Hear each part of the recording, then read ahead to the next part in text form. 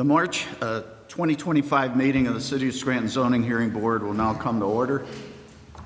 Will the zoning officer please take roll? Board Member Gattens. Here. Board Member Walsh. Here. Board Member Morris. Here. Board Member DeAntona. Here. Chairman McDermott. Here. Please stand for the Pledge of Allegiance.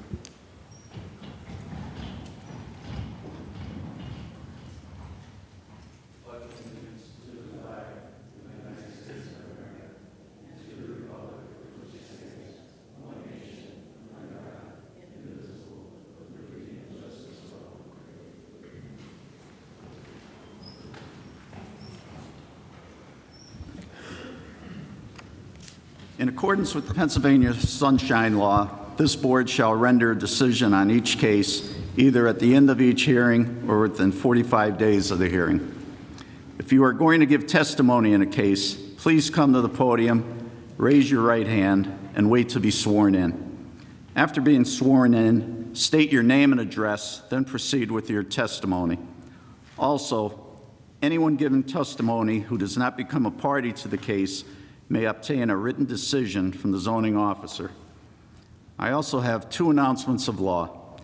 If you are granted a variance or a special exception, you must wait 30 days from the date of our decision to obtain the necessary permits to start work. However, you may obtain permits sooner by signing a waiver that any work done during that 30-day period is at your own risk. A favorable decision by this board shall expire 12 months from the date of said authorization in accordance with Article 10.3C of the zoning ordinance. If you fail to obtain the necessary permits or do not comply with any or all conditions of said authorization, you must seek an extension. Are there any remarks from the board? Mr. Chairman, I'd like to entertain a motion to accept the minutes from the February 2025 zoning hearing. Second that? Board Member Gattens. Yes. Board Member Walsh. Yes. Board Member Morris. Yes. Board Member DeAntona. Yes. Chairman McDermott. Yes. Abraham, can you attest and verify the postings? That is correct. Okay, call the first case. The first case we have on the agenda today is CARLAS SEVERINO seeks variance to add a second kitchen in the house for personal use at 227 North Van Buren Avenue. Will you please step up?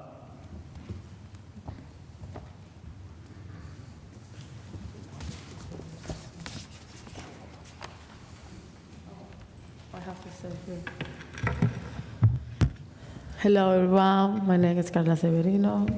She's gonna. Ma'am, can you raise your right hand for me? Do you solemnly swear or affirm that the testimony you give today will be the truth, the whole truth, and nothing but the truth? Yes. You may proceed. So I bought the house like almost 1 year ago, and there used to be a kitchen upstairs that I want to reopen it again. So it's gonna be a small kitchen. I do want it to reopen it again. It's just like to divide like my family in one side, and then I'm gonna be like upstairs, or my family's gonna be like in the middle of the house.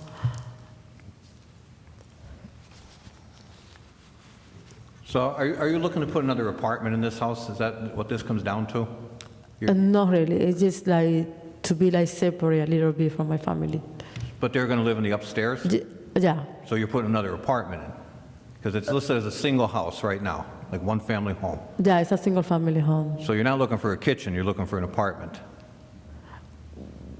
Not really. It's like, Yeah, I really? mean, it's like, I think you are. like yes or no, but it's like it's gonna be like we always gonna be still like we're gonna be all together in the same house, but it's just like separate. I'm going to have my own.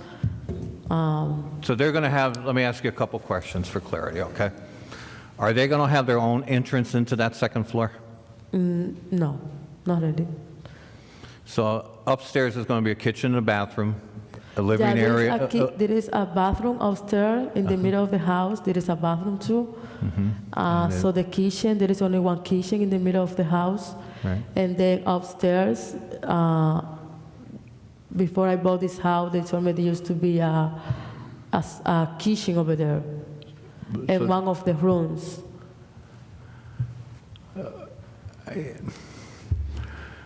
So we're basically going to put a family on the second floor is what we're doing. Yeah. Okay. So to me, that's an apartment upstairs. She's in a R10 though, so two-family is a permitted use. Then why are we hearing this? I'm not sure, to be honest with you. Well, the way it was framed to me was that didn't want to make it a two-family. They didn't want to make it a duplex or anything like that. No. She wants to live in the same home as the rest of her family. It's just that she strictly wants a second kitchen. That's it. But our ordinance says that you can only have one kitchen per unit. So that's why she's in front of the board, because she's not really going in front for a duplex or anything. Strictly just for a second kitchen. Yeah. But in all honesty, Abraham, we're creating a duplex. So if she sells the house, we have a duplex there. Yeah, I agree with you. If whoever So- comes after her. I mean, I don't know why we're hearing this, because if it's allowed there as a duplex, then put the kitchen in, it's a duplex. Don, maybe correct me if I'm wrong on this now. It would still be I take the position that it's not allowed there. It's a single-family home. This would be a conversion. Conversion is not an allowed use in the R10 zone. It is allowed in the R9s. But a two-family dwelling is permitted. But we have a separate use of a conversion. So a conversion of a single family into another unit. Right, and that's what's happening here. Right. How many people are living in the house? Like 6 people? 6?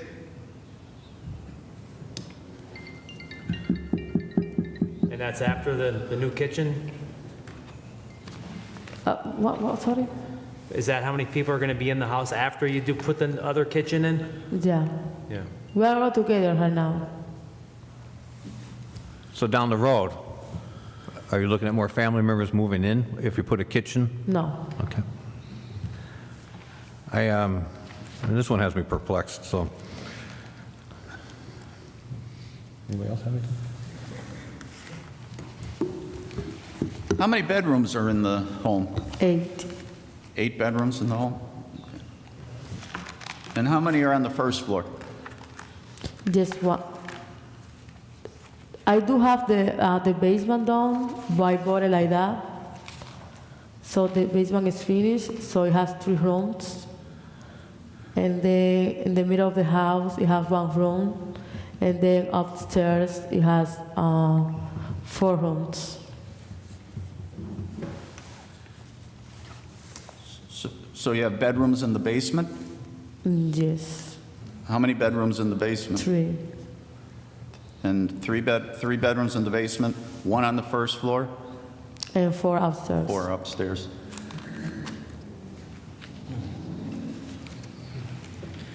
So you're not trying to close off any walls? You're going to have one wide open house?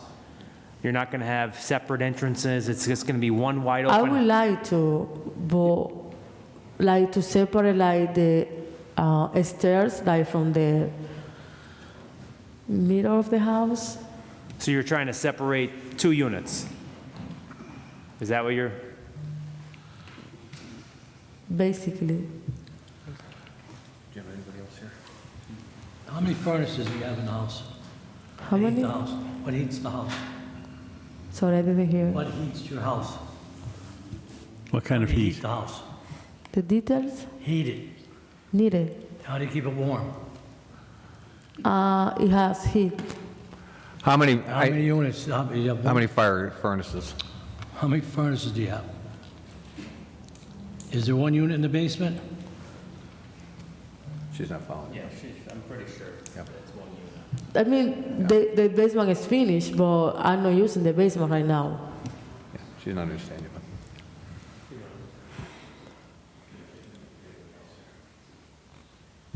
Is there anybody else like to give testimony? There's no one. So my concern, I'm going to be honest with you. The number of rooms you have and the number of rooms you're looking to create down the basement and everything has given me, and I'm not speaking for the rest of the board, I'm speaking for myself, given me the inclination that this is going to be 2 units, 2 apartments. And by your own testimony, you just said you do want to block it off and create a separate apartment. So with that being said, when we come to vote, I am voting no on this. So, Okay, so in that case, if there is like no more options, like just to do it as a, like to separate, like, and just be like a multi-house or something, what can I do in that case? I've been on this 7 years, and I'm sure Sean's 10 years. So I never had a case anyone come and want to just put a kitchen on a second floor. This is like all new to me. But again, every inclination I see is that this is going to become a 2-unit, a conversion, as Mr. King said. You're going to convert it from a single family to a 2-family. And again, with that, I just can't approve that right there. But it's up to the rest of the board. I'm only one vote. So just to clear a couple things up, Dan, I know you said that it is allowed in this use as a 2-family, so if the kitchen is denied tonight, well, what is her next step? Yeah.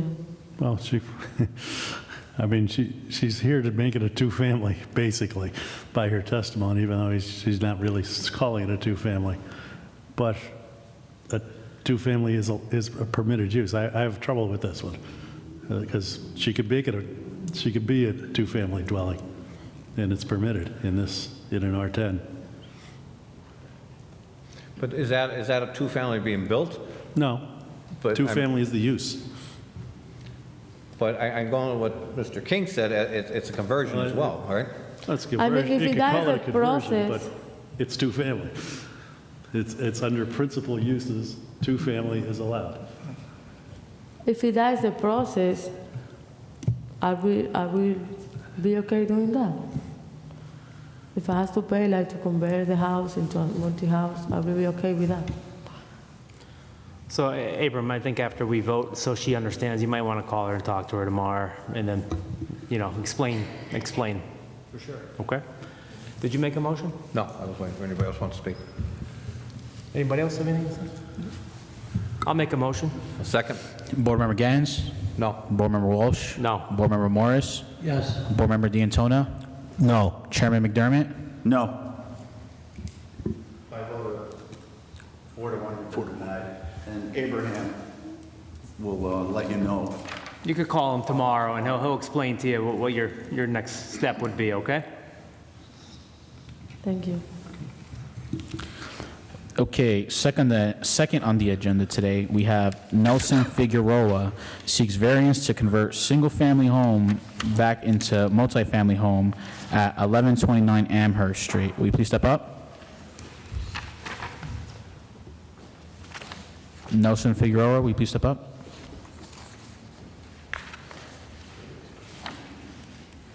Just to know, this is the second time.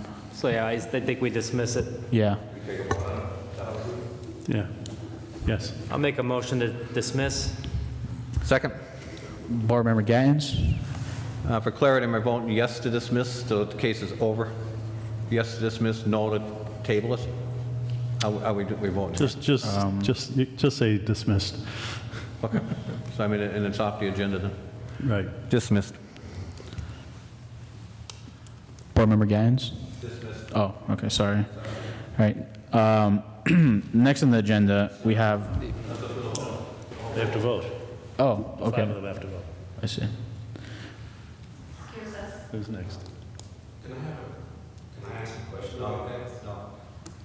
No. We're dismissing the, Does that mean it's not going to be done because correct. work is already done? Let us finish. Start with Roll call. Shawn Walsh. Okay. Board Member Walsh? Dismiss. Board Member Morris? Dismissed. Board Member DeAntona? Dismissed. Chairman McDermott? Dismissed. I think your question is, can they reapply? They can't come back to us without starting over again. I would believe that's the process, right, Abram? That's correct. They'd have to come back for a different reason, not for the same. So technically, because they put in the application they want to convert a single family into a multifamily home, they can't come back for that. But they could, let's say, come back, we want to convert it into a duplex. That is something that they can reapply and try to go in front of the board for, if they choose so. But they'd have to start over. It wouldn't. Yeah, they'd have to start over. They have to fill out the application. Repay the fee and the whole works, right? Yes, that's Yeah. right. Repay the fee, go through the whole process again. This is the neighbor saying the work is already, they're already in that work That's up to the Okay, city. so that's an enforcement. It becomes an enforcement issue. So the city would have, We don't enforce. the city would have to enforce that they can't have two. Now, with you guys, nobody can go in there and they cannot rent this. It's not approved from us. Doesn't mean they're not going to still do it, but it's not approved from us. If they are doing it, then I would reach out to Abram, and he can go out and inspect that for you. The property's under a stop work order, and as a matter of fact, it was in front of Magistrate Gallagher today. And Okay. they were fined $1,000 for continuing to work after the stop work order. 4 times, and they still do it. Well, they got fined. They got fined this time, so. The magistrate told our inspector today, come back to me every day they're working, and we'll find them again. Perfect. That's all we could do. And also, so when I actually went in there last week with the inspector, Tom Oleski, and what we saw was that obviously, yeah, a lot of work was done. There's also a lot of work that needs to be done as well. So regardless of anything, whether they want to rent it out in the future or sell the property to somebody else, a certificate of occupancy is more than likely going to have to be obtained regardless of what happens, which means that we would still have to go in there and make sure that everything is on the up and up in terms of its use. So the fact that they brought in, you haven't given notice of variance now, and We're done. you're done. So, Just be diligent. The best advice is be diligent. You see stuff going on, file a 311 with the city. they've already gone out to stoves, 2 refrigerators, 2 everything else. So That's why they got fined. that's why they're not even sure. Okay, thank you. All right, appreciate it. Thank you. Okay, all right. Next on the agenda, we have Lee Moon seeks variance to recognize property as a 2-unit home and not a single-family home at 222-92231 Caphouse Avenue, R-10 zone. Will you please step up? Can we skip? Yeah, we skipped 17, 18. She withdrew the application. Okay. Yeah. Oh, okay. So that's withdrawn? Hello. 22, 24. Oh, I didn't see it. Ma'am, can you raise your right hand for me? Howard, or just raise it? Just raise it. Do you solemnly swear or affirm that the testimony will be the truth, the whole truth, and nothing but the truth? Yes. Can you just state your name and your address for the record, please? Address where I live, or address of the appealing property? Where you live? Oh, my name is Moon Lei. I live in California.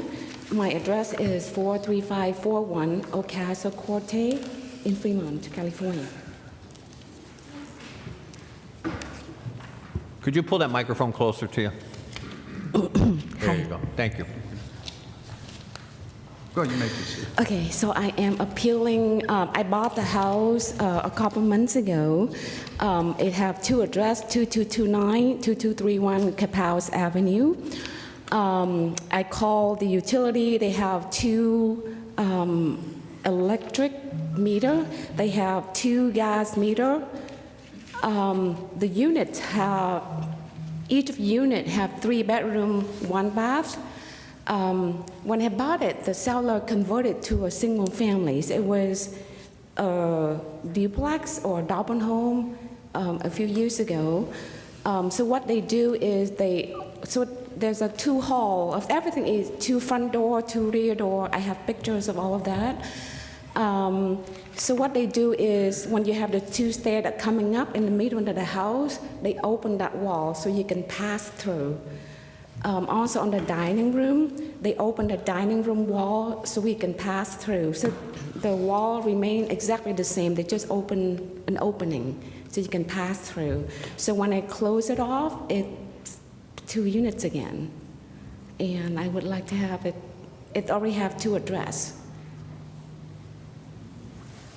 You live at this address? Is that what you live here, you said? I live in California. This is my rental homes. This is your rental home. You live in California.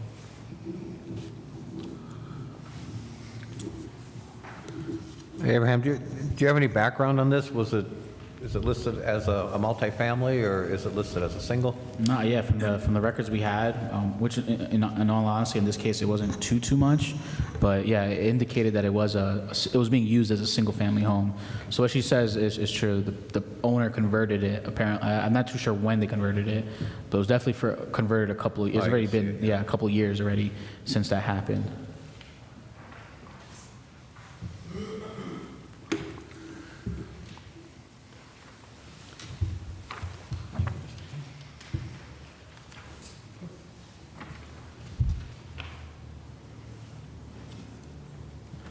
So I'm assuming, Mr. King, you're saying it was originally a single? Yeah, Mr. Chair, what I passed out was a copy of the real estate listing that I found online, which listed as a single-family home. The description is very well-maintained, spacious home in desirable Greenridge neighborhood, previously used by owner and several other students at Marywood. Eat-in kitchen, two full modern baths. And by our own testimony, the former owners opened it back up as a single-family home.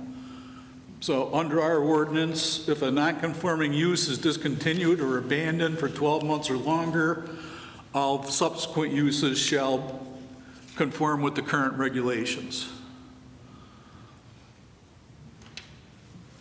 So And when you also bought, in the packet there, on the last page, we have a printout of the garbage bills that were paid for it. So for the last 21, 22, and 23, always paid as a single property.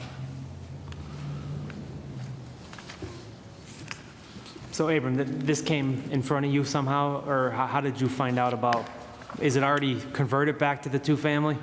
I don't really remember how this first came. I just remember Lee Moon filled out an application. I think maybe this all first started with rental, and then rental advised her to come to zoning to, get the second unit on the up and up and get it okayed.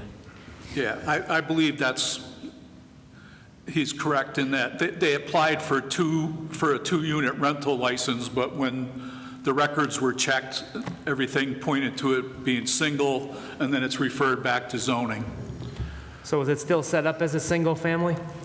It is set up as a like I said, I have picture, there's two front door, there's two rear door. Did you there's convert two it back? halls. Is it converted back to a two-family already? I just close the wall, that's all I do. The wall at the hall is open up, and the wall in the dining room open up, so I close the wall, that's it. What year, how long ago, what year did you buy the house? About 3 months ago. 3 months ago, okay, thank you. How many electrical boxes are at the house? There are two. So currently, the opening on first floor is closed, and the opening on second floor is closed. Yes. Okay. Because I did see photos online, and it looks like two completely It is two completely. different units. Yes, they're two different address too. You can Let tell me- there's two different people, families Yes. living. Yes, the on two each gas side. meter. There's two electrical meter. The one question I have too about parking, they said there's a parking pad. Do you have a parking pad, and how many cars? There is a can you- parking pad. And It's how at- many cars can you park on that pad? There's only one dedicated parking spot. It's a corner lot, so there are two at the front of the house, and there are about 3 or 4 more on the sides, plus the dedicated parking, so that would be 1, 2, 3, about 5 parking. Yeah. I think in front of the house, there's a fire hydrant. Yes. They can't use the street for It's parking. street, but- She has the one spot. If Yeah, if one we were to spot. approve this, we only have to look at the second apartment because the first one is there. So she does have the one parking spot in the rear of the house. There's like a driveway type setup back there. So I mean, that's, if we were to approve it, that's what she's required to have. She does meet that.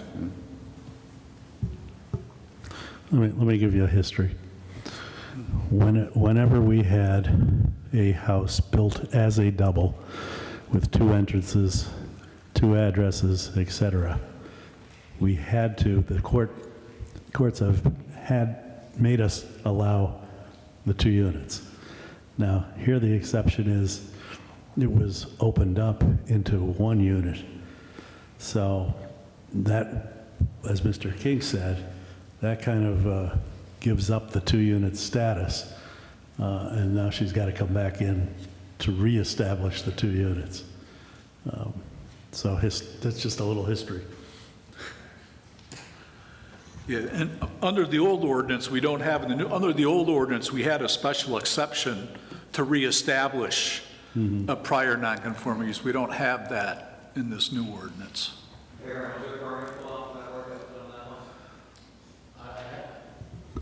I'd have to double check. Did you have permits to do the work in the house, to close it up like that? I am upgrading the electric panel. No, I'm asking you, when you did the work inside the house to build the wall back up, did you pull permits from the city? I did not. My son and I, it just, I did not move It doesn't make a anywhere. difference. You need the permits. So, all right.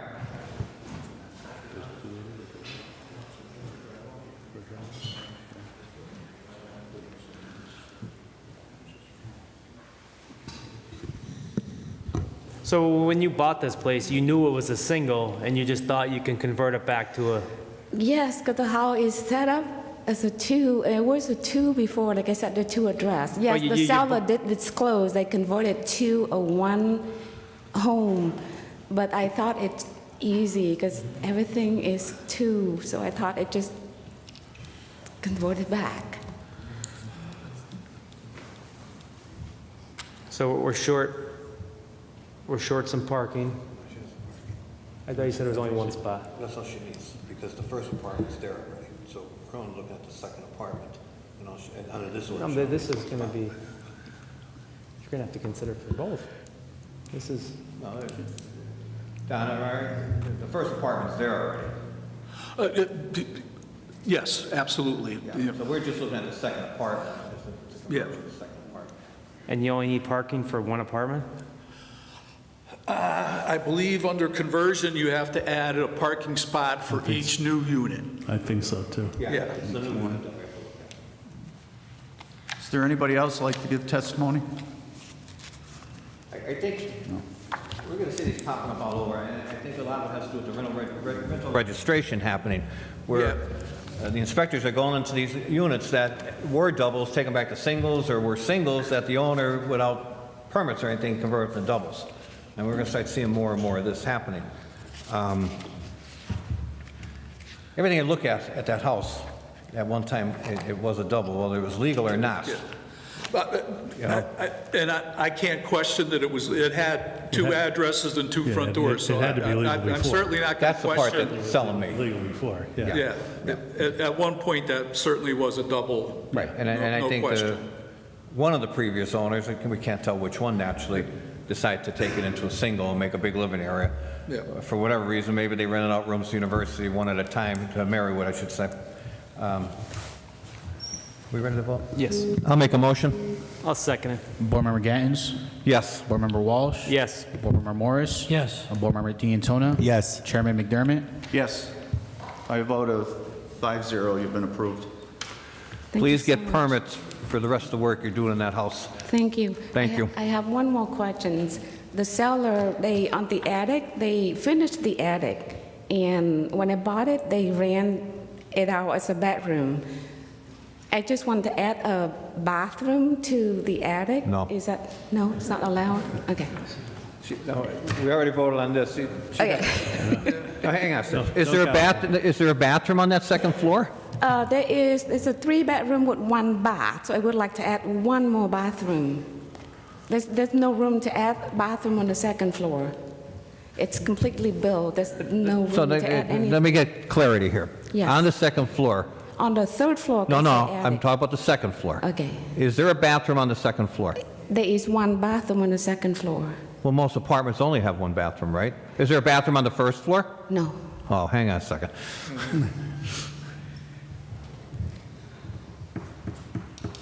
You already voted. Yeah, you could put as many bathrooms as you want. Yeah, but there's no bathroom on the first floor?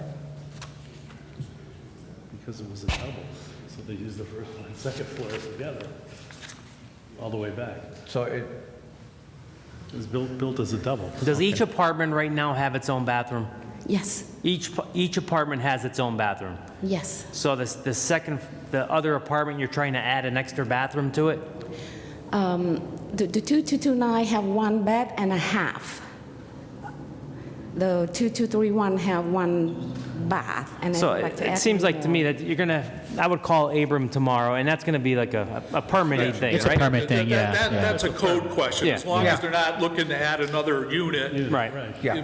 See, I'm not sure if it would be allowed in the attic or not, but that's a building code question. Right, Yeah, so exactly. Yeah. She could apply for it. So you're approved, your questions, call Abraham tomorrow or when you have time, and he'll help you out with there, from going forward. Thank you. Thank you. Okay, next on the agenda, we have Patrick Colvey seeks variance to have 3-unit home recognized as a 4-unit home at 962, 964 Ridge Avenue, R-10 zone. Will you please step up? Thank you. Do you swear or affirm that your testimony you will give today will be the truth, your whole truth, and nothing but the truth? Yes. Hello, everybody. Thank you for your time. I'm Patrick Calvey on behalf of CRG Capital, which is the LLC that owns this property at 962 Ridge. It was previously owned by a gentleman who occupied the space as well, but the building was built and constructed as 4 units. When he lived there, he occupied 2 of the units himself for he and his family. And when we purchased the property, he had already registered it as 3. So then when we purchased the property, we were looking to register it as 4, and it came up that it was only registered as 3, so hence me being here now. We didn't do any work to separate them out or to build it back together or anything like that. The building's built as 4 units with proper parking, about 8 parking spots in the back, and I have additional documentation and pictures if you guys need it. Yeah, you can bring it up. Okay.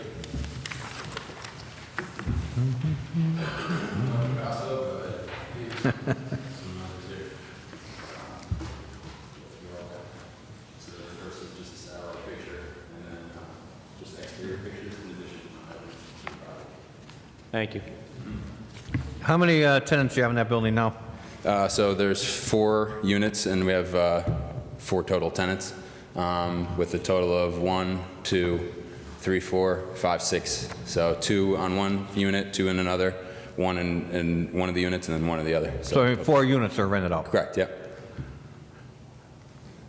and you bought it as a 3? We bought it As a 3, you as just said a that. 3, yeah. We went to register it, and we assumed it was at 4 already, but it was the gentleman who would... But if you bought it as a 3, you knew it was a 3 when you bought it, am I correct? No, we were under the standing that it was 4. He just had it registered as 3. Did you put the new meters that are on there? Yes.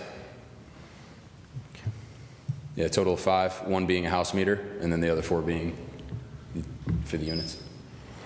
So, I mean, did he present it to you as a 4-unit or a Yes. 3-unit? Bob, let's see some of that stuff. Do you know how long? Oh, I'm sorry. Do you know how long it's been used as a 3-unit? I do not.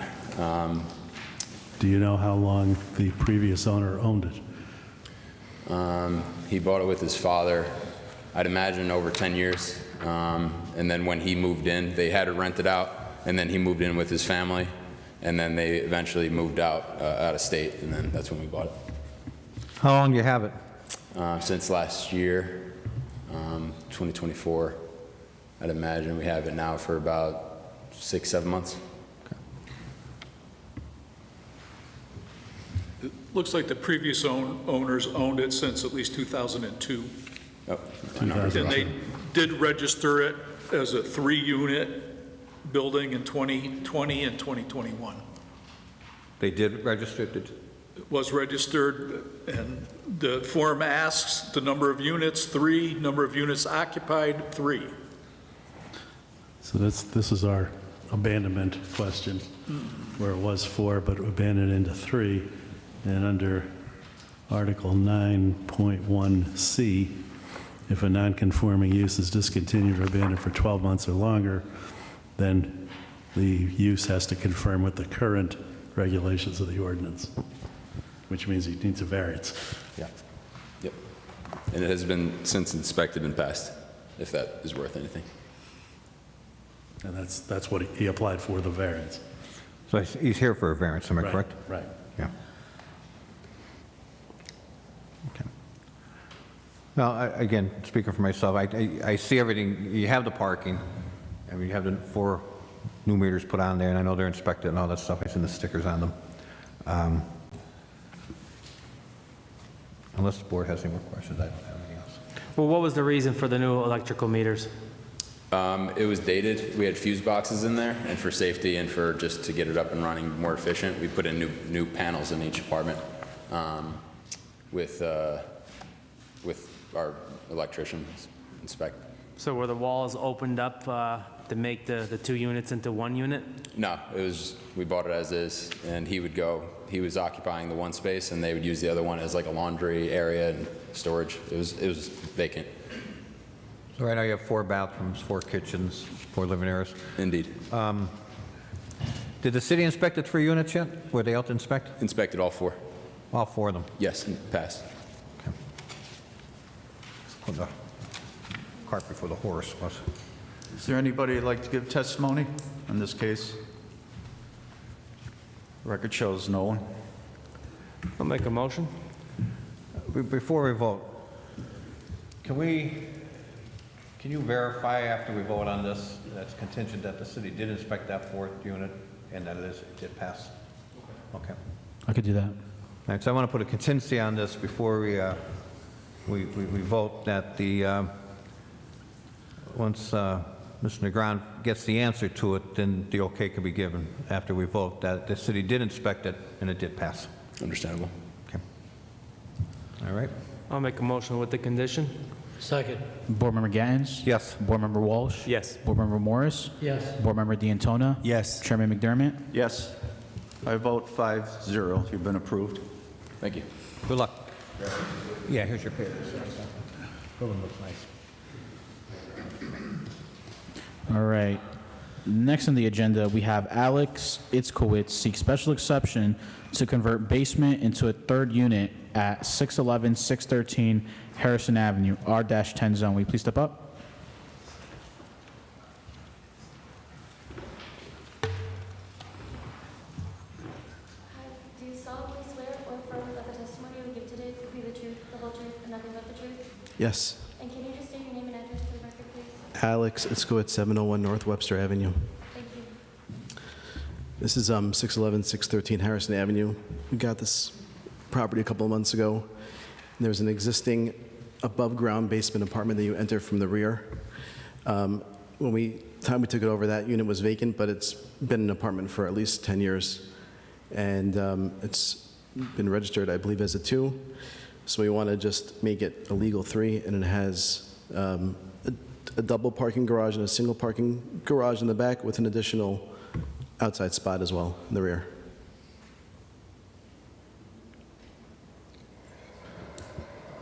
The parking garage you say you have, you're going to repair them?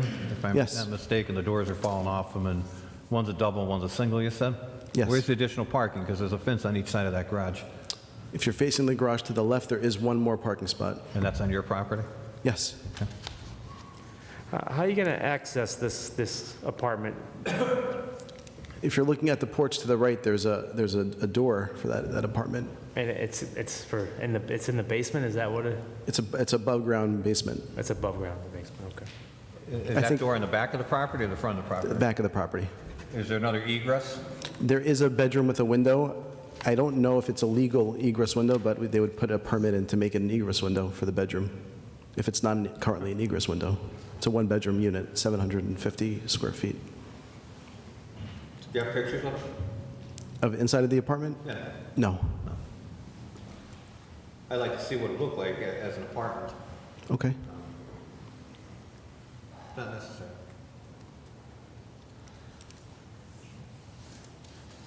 And how many units are going to sit above it? There are 2 units above it. It's a side-by-side that you enter those apartments from the front. Nothing in the attic? No apartment in the attic? No separate apartment, but the right side unit has a 3rd floor bedroom. No plans to put one up there? Absolutely not.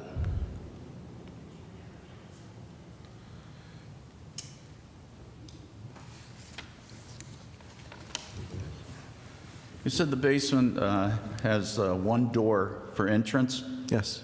and how many windows for an exit? There's a bedroom, there's a window for the bedroom, which I don't know if it's an egress window or not, but if it's not, when they put in for the, if they need to do it, they'll put a permit in to make it an egress window. So you're saying there's one window? There's one window in the bedroom and one window off the kitchen. And Dan, do they need more than one exit per unit? I believe so. I believe they have to have They need a second egress and an egress. Yeah. I think the second egress could be a window. In any regards, if this is passed, he would have to get a certificate of occupancy inspection, and those issues would be brought up at that time, and they'd either have to be corrected or they wouldn't get a certificate if it doesn't meet code. Well,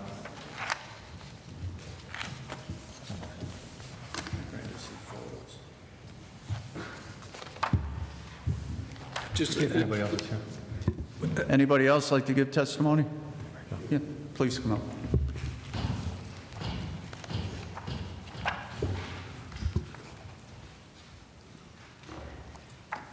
Can you state your name for me, please? My name's Kathleen Wojtek.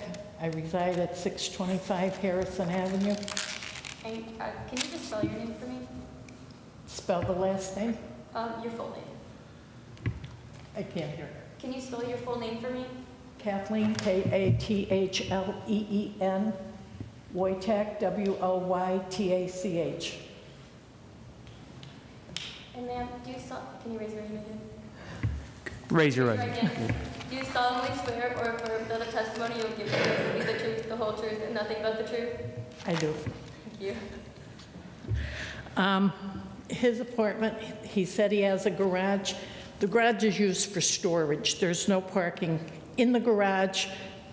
You might have a spot in front of the garage.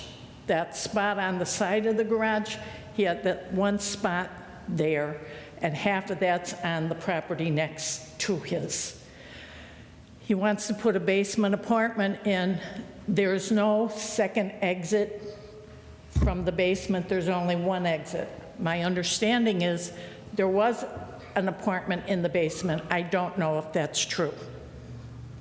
And then I was also told there's mice and rats. He has a citation on the front door for the garbage in the back. At one time, there was an oil barrel because the house had oil heat.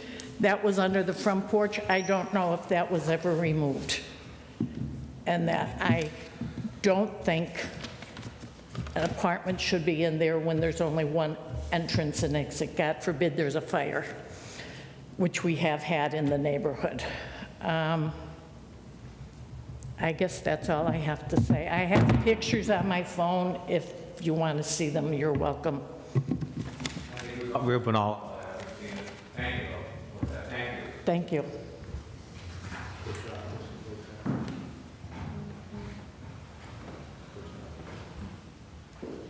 Is there anyone else? Mr. Chairman, on a point of order, the application listed as a special exception, I don't believe there's a special exception. I was going to raise that. I think it needs a variance. Yeah, I think it would be a variance. We'll be voting on a variance request. Yes, Do you have to make that change right now? he should. Yeah. Amend, Ask for a change to your application, remove special exception, and add variance. I'd like to request a change from my application from a special exception to a variance. yes. I'll make a motion. This is on his request. Second. Board Member Gattens, Yes, to change it to a variance. Board Member Walsh, Yes. Board Member Morris, Yes. Board Member DeAntona, Yes. Chairman McDermott. Yes. I'll make a motion to vote on the case. Second. Board Member Gattens, I'll explain my vote before I vote. I'm going to vote no. I don't believe in putting apartments in basements anymore. For safety of the people that are going in there. With the idea right now, we're voting on something that we don't know if it has a second egress or a safe second egress, so I'll be voting no. Board Member Walsh? No. Board Member Morris? No. Board Member DeAntona? No. Chairman McDermott? No. By a vote of 5-0, you've been denied. Thank you. Okay, next on the agenda, we have Ian Pompey seeks to appeal the city's recognition of a single-family home and have it recognized as a duplex at 1119 St. Anne Street, R-10 zone. Will you please step up? I'm the attorney for Ian, Ernest Sposto. If I could make a presentation on his behalf. Attorney, can you raise your hand for me, please, so I can swear you in? He's an attorney, he doesn't need to swear. Yeah. That's okay. All right. Well, again, Your Honors, the owner of the property is respectfully requesting that the city recognize this property as a two-family dwelling because it's been used that way for decades in the past. It has separate entrances, separate kitchens, and separate full bathrooms. The property is in an R10 zone where two-family dwellings are permitted use. By way of background, the owners are natives of northeastern Pennsylvania, have approximately 80 units in the city. All of them are permitted, all of them are well-maintained and well-managed. This is not the case of an absentee landlord. He resides in the community. He has a stake in the community. Now, the owners understand the property has been used for decades as a two-family, and our understanding is the city acknowledges that it was used as a two-family for decades. More recently, the last owner did use it as a single family, but the only thing he did was to open up a drywall passageway to connect the two dwellings. So we're here to ask the city to recognize it to be used as a two-family without the necessity of any alterations to the exterior or any structural alterations inside, but merely the reattachment of the drywall over this passageway. Now, I have photos that I can show you that I think would demonstrate what I'm discussing if I could approach. These are some photos of the exterior as well as the interior that show the separate entrances, the separate kitchens, and the separate baths. Thanks. So the first couple photos show the two separate entrances. Then, as you progress through, photograph 3 shows the kitchen for the first floor dwelling, and number 4 shows the full bathroom on the first floor. It's a full bathroom. 5 shows the exterior entrance to the upstairs dwelling, and 6 shows the separate stairs leading to the upstairs dwelling.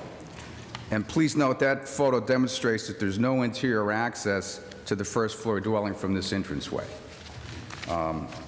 You can see the little drywall patch on the right-hand side. That was the only thing that made it a one-family. So the owner plans to modernize the dwellings if they receive your approval and has applied for the permits, but they need designation as a two-family to be able to proceed. Now, relative to the more detailed layout, likewise have something else to provide to you, gentlemen. These are some plans that were prepared by an architect showing the first floor and second floor dwelling layout, including the full bathrooms, the full kitchens, and then significantly placing 2 dedicated parking places for the rear of the property to the extent that is something that's advisable. And, again, St. Anne Street, of course, has diagonal parking, so there is plenty of parking in the street, but they do have 2 spots on the rear set up. For parking purposes. So again, if they're approved, they plan to register it as if two-family, paid the required 2 refuse fees and any other fees. So again, in summary, it's been a two-family for decades. It already has separate entrances, separate kitchens, separate full bathrooms, has parking spots in the back. It's in an R10 zone where two-family dwellings are permitted use. And so, again, the owners are asking to be recognized as a two-family so they can get their permits to proceed with their modernization. And if there's any questions for myself or the owner, we'd be happy to try to address them the best we can.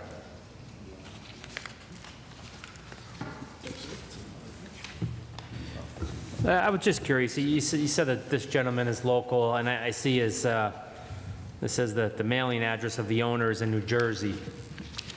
That's his brother. There's two brothers. One lives in New Jersey. First of all, they're both from here, born and raised.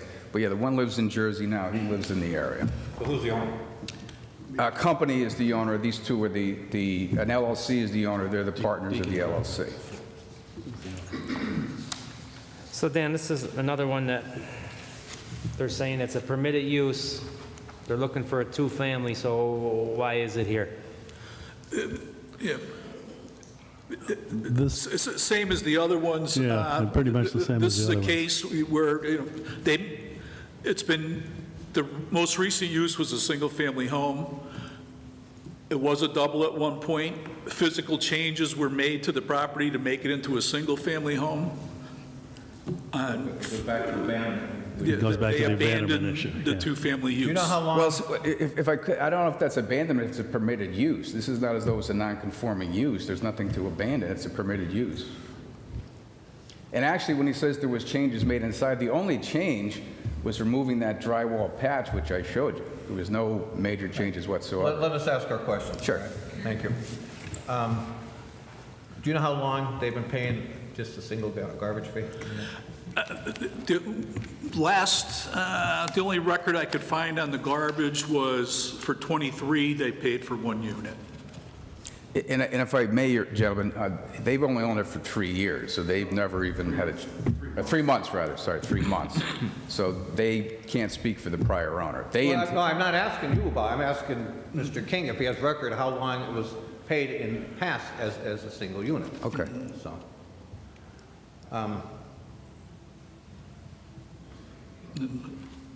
And again, the real estate listing, when it was sold, clearly states it currently used as a single-family home. Property once was a two-unit. that's another thing that's happening here. We're getting gentlemen, I mean, looking to invest, which is great, buying properties, and then they're finding out that they're listed as a single or a double, and they want to put 2 or 4 units in it, and they come to us basically to bail them out. I mean, this falls back, as far as I'm concerned, on who sold the individuals that property of misleading them or whatever. And I understand, I can see the 2 doors and everything, but how long was it sitting as a single? I spoke to a neighbor when we went out and looked at it, and they're saying for 20 years, a woman lived there, husband and wife lived there. Husband passed away, and then she finally passed away, but it was a single all that time. But needless to say, they're not here to say anything. I don't know, these are becoming more of a headache than anything.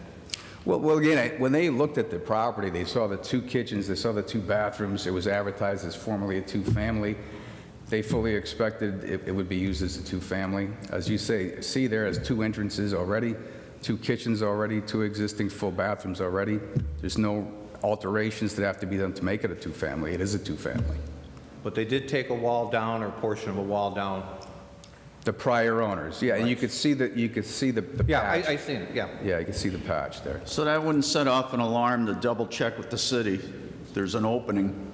It's supposed to be a 2-unit one I'm looking at. Now there's an opening. That didn't set off an alarm. I better check with the city to see, what is it, a single? Is it a 2-unit? You know, again, perhaps in retrospect, that would have been prudent. I think they looked at the 2 kitchens, 2 bathrooms, and they saw that it was historically used as a 2-family, and they didn't think that, you know, it would be opposed to use it as a 2-family in an area where it's a permitted use.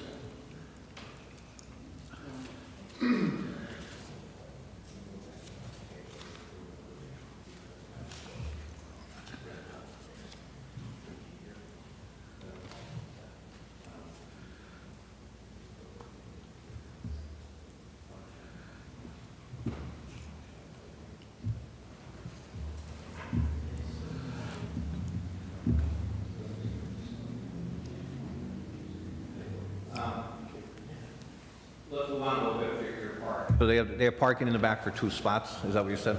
Yeah, the architect's drawing there shows where that would be. And they're going to pave them parking spots back there? Do you plan to pave that, or gravel? We would if we had to, but we don't see, we would gravel it first if we had to pave it. Well, I like to see it paved because after a while, gravel just becomes grass again, and I look at the property, and we'll look at your property. You're gonna go in there and you know, make it well and everything, you as the owner.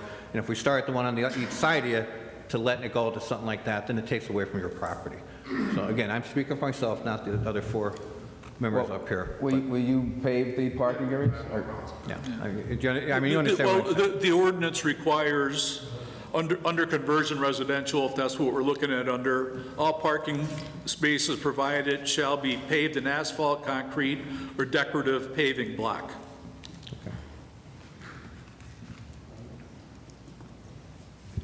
Anybody like to give testimony to this case? Show that there's no one? I'll make a motion with the condition of the paving in the rear. Do you have a second? I'll second. Board Member Gattens? No. Board Member Walsh? Yes. Board Member Morris? No. Board Member DeAntona? No. Chairman McDermott? No. I voted 4 to 1 to deny. Thank you, gentlemen. Okay, next on the agenda, we have Amir Katz seeks variance and the special exception to install a solar panel project on a split zone parcel, which is highway commercial and R-10 at Clover Street and west of the railroad. Parcel number 1230201000102. Will you please step up? Hey, don't deny it. No solar panels this way. No.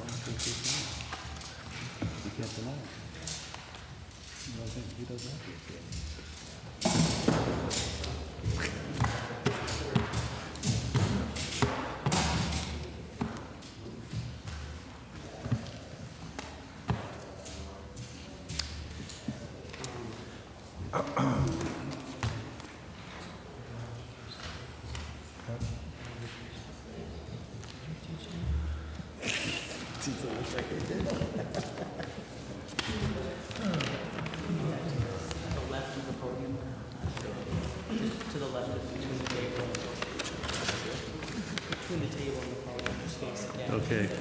Can you guys put that between the table and the podium? Right over here. Between the podium and the table. Small table, I'm sorry. No sense of direction.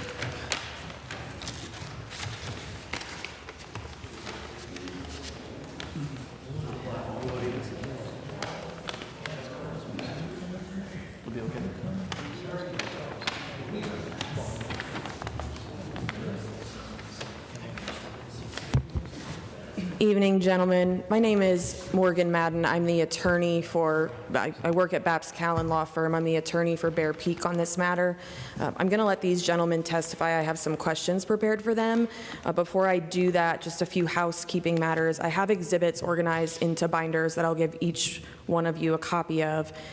There are 3 exhibits in there that you'll note on the index are incorporated by reference. I assumed none of you wanted the 900 pages that I provided to Abraham earlier this week. To the extent you do want physical copies of them, that's them. If you want individual copies, we're happy to produce those and mail them if you want to keep the record open. I'll give you these.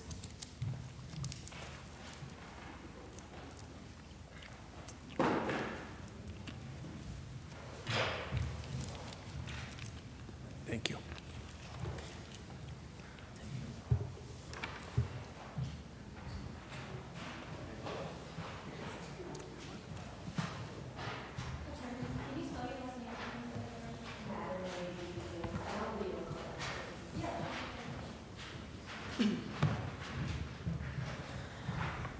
And just to sort of tee up why Bear Peak is here. We're seeking 3 distinct things tonight.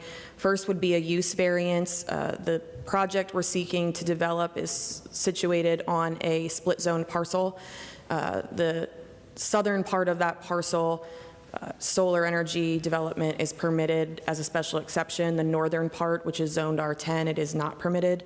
So the use variance we're seeking is to have the HC zoning requirements for solar be applied to the entirety of the parcel, the northern part of the parcel specifically.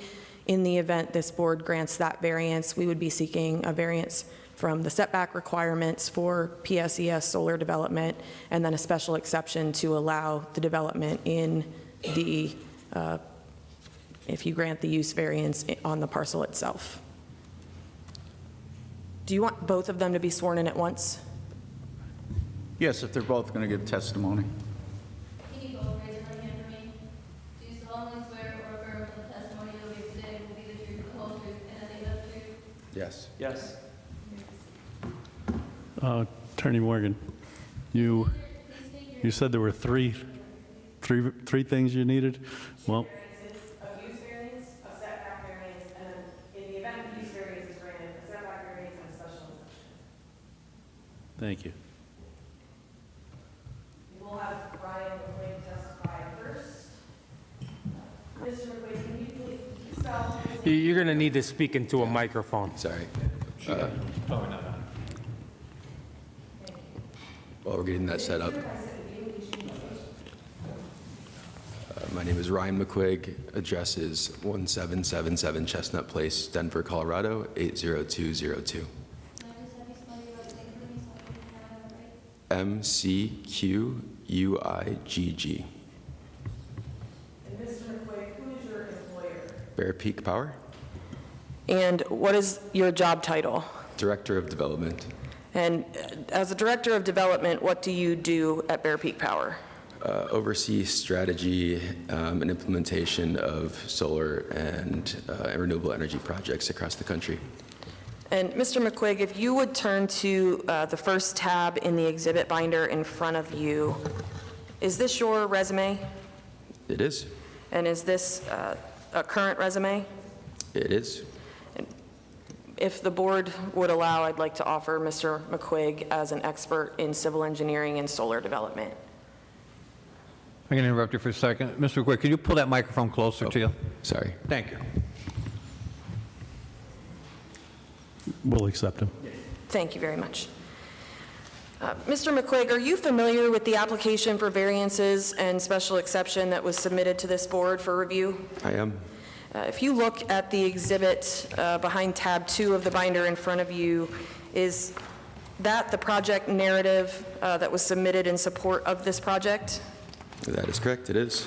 And if you look at the exhibit behind tab 3 in the book in front of you, is that 3 different renderings of the same site associated with this project application? That's correct. It's the schematic civil engineering layout plan. Could you explain the difference between the 3 site plans in exhibit 3?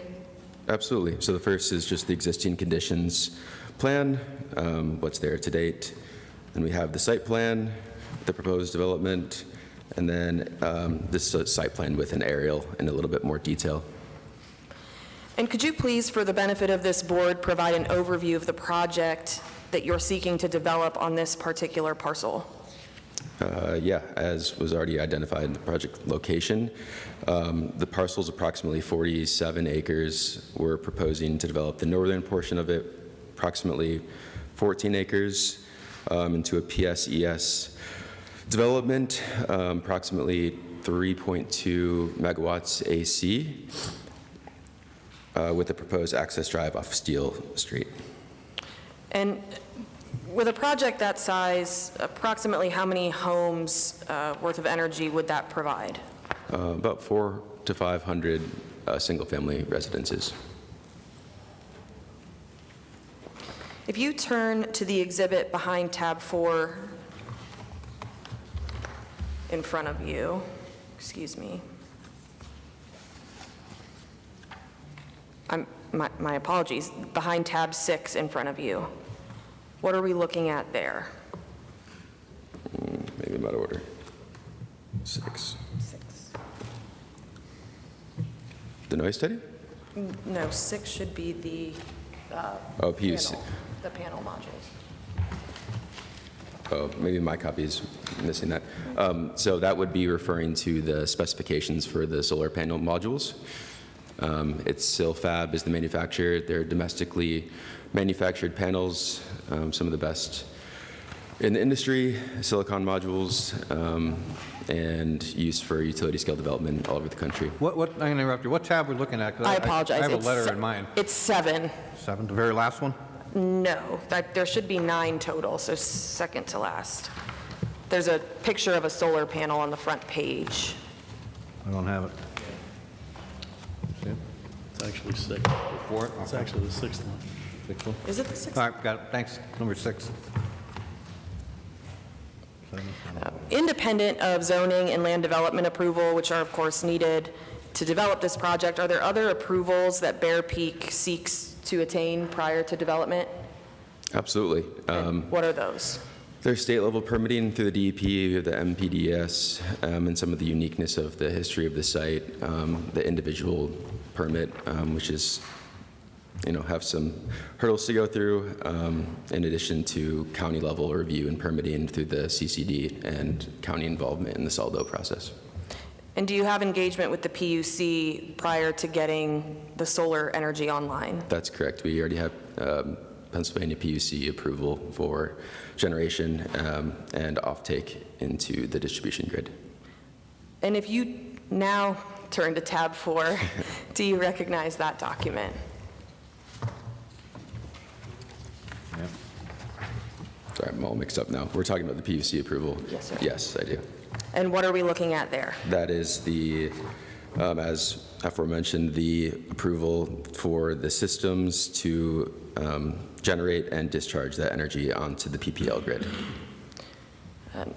Final question, if we're granted the relief we're seeking here tonight, in your professional opinion as a civil engineer and solar developer, can we develop this project in accordance with the remainder of the ordinance requirements? Yes.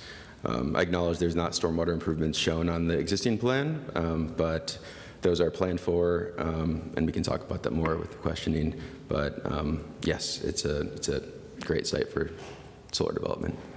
Thank you. Unless the board has questions specific to Mr. Okay, go ahead.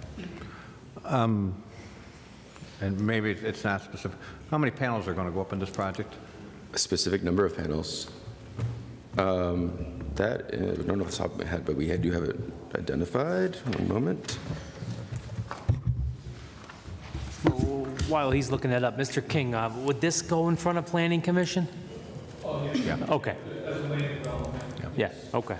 So So there- you would take care of all the water? There are about 6,500 individual solar panels. And part of your project, as the attorney said in the opening statement, falls into an area that is approved for this, for a solar farm? So the parcel itself is split, so it's one parcel. Right. With a zoning district split directly through it. In the southern portion, it is a permitted by special exception use.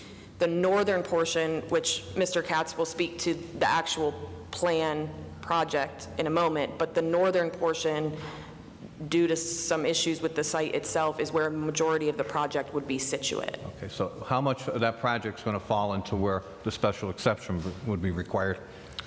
So our special exception request is incidental to the use variance being granted. The use variance we're requesting is that the northern part be treated as HC. Right.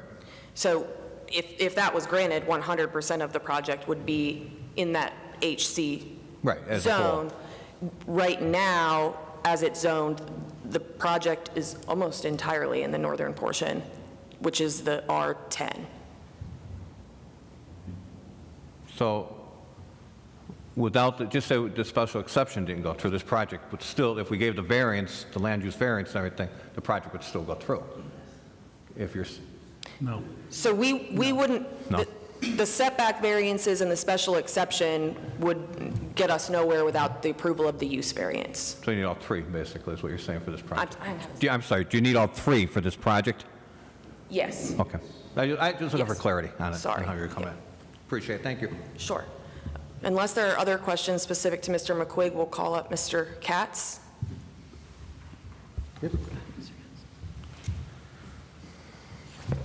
Mr. Katz, can you please state and spell your name for the record? My name is Amir Katz. That's Amirkatz. And Mr. Katz, where are you employed? I work for Bear Peak Power. And what is your title there? I'm a senior associate developer. And what duties do you complete as a senior associate developer? As a developer, I'm responsible for coordinating all surveys and diligence work on the projects, coordinating all communication with the electric utilities, and leading the permitting efforts. And are you familiar with the project that Mr. McQuigg discussed? Yes, And do you, in fact, serve as the applicant for that project? I do.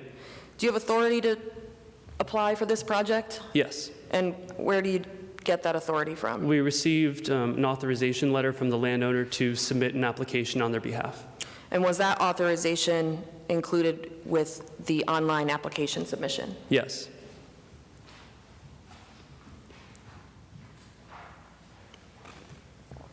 Have you conducted, Mr. McQuigg talked about PUC approvals and some other approvals already sought and attained, and those that you will seek and attain if we're granted this variance. Have you completed any other studies to date relative to this property and this project? Yes, we have. And what are those? So the first one was a wetlands delineation. This survey identified any wetlands on the property, and it found the majority of wetlands on the southern portion towards southern and center of the property. There was one small wetland toward the northern end that we would avoid. And are those wetlands delineated on the site plan document at tab 3? Yes.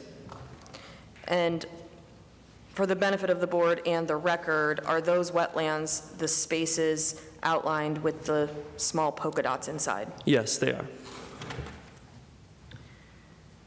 While we're talking about the site plan, on that first page, can you explain to the board what that, they look like pi, Greek pi sign lines are? Yes, that line is showing the estimated location of the former Morgan Highway landfill. The DEP had conducted a survey, and that's their rough estimate of where the boundary is. And does that landfill boundary roughly trace the boundary between the northern and southern parts of the property? Yes. I want to get back to some studies and things that you've gone through on this project to date. Have you completed a noise impact study? Yes. And would you please turn to tab 5 in the binder in front of you? Yes. Is that the first page of the otherwise lengthy noise study? It is. And did we provide a copy of that noise study in full to the zoning officer? Yes, we did. And what did that noise study find generally? The noise study tested 4 different observation points outside of the project and found that from all those points, the noise levels were below the ordinance requirement of 45 decibels. And did you also conduct a phase 1 environmental assessment on the property? Yes, we did. And if you would turn to tab 7, is that the first page of that environmental site assessment? It is. And did we provide a copy of that environmental site assessment in full to the zoning office? Yes. And what did that site assessment determine? The phase 1 that we conducted had 3 main findings. The first one was that the property in question is the site of the former Morgan Highway landfill. This was a landfill that operated between the 1950s and 80s, and at that point in 1983, it was shut down by the city. It was never properly decommissioned, and it is still there on the site. So the report went on, and they identified the approximate location. They identified certain pieces of trash that were sticking out and potential impacts of this landfill. The second thing that the report identified was buried debris outside of the landfill. And this is pretty much all over the site, but there's some that's separate from the landfill towards the northern portion. And lastly, it identified acid mine drainage as a result of strip mining on the property. This was identified mostly on the southern portion. Did Bear Peak also commission a geotechnical study on the property? Oh, yeah, we conducted a geophysical assessment on the property. Thank you. And if you'll turn to the next tab in your binder, is that the first page of that geophysical Yes, study? it is. And did we provide a copy of that study in full to the zoning officer? Yes. And what did that report indicate? So the geophysical survey was conducted with a magnetometer, which just means it looks for metal components in the ground. The survey that we conducted largely confirmed what the DEP had shown as their boundary for the landfill, that the area towards the center and southern portions of the site are covered by a former landfill. Was Bear Peak required to conduct either the Phase 1 environmental or the geophysical assessment? No, but we do it as a best practice for all our facilities. Do you have future plans to do any environmental studies and testing if the use we're seeking here today is granted? We do. If we're granted the variance and the special exception, we'll continue with soil testing. We will attempt to delineate the exact boundary of the landfill by digging holes, testing the soil, and then moving the holes outwards to find the correct boundary line. Let's talk about the use variance that we're seeking here this evening. Can you comment a little bit on the unique characteristics of the parcel in question here? So as our Phase 1 found, there's a lot going on this property. The first being the landfill that we identified once we conducted the survey. It's mostly towards, again, the center and southern portion of the property, and developing on that landfill without proper remediation and capping would be impossible. Additionally, the property, as our attorney mentioned, is split zoned. It is highway commercial on the southern portion, R10 on the northern portion. One of few properties in the area to see that. Additionally, there's some topography on the southern and central portion of the site as a result of the landfill. That would make developing a solar project, or really any form of development, very difficult. There's also been the strip mining, as I mentioned, and the acid mine drainage on the southern portion of the property. That would require a lot of cleanup if development were to happen. But the strip mining most likely occurred on the entirety of the property, so we would likely see some effects of that wherever development would occur. Could there also be potential environmental concerns on the northern part of the property due to the proximity to the former landfill?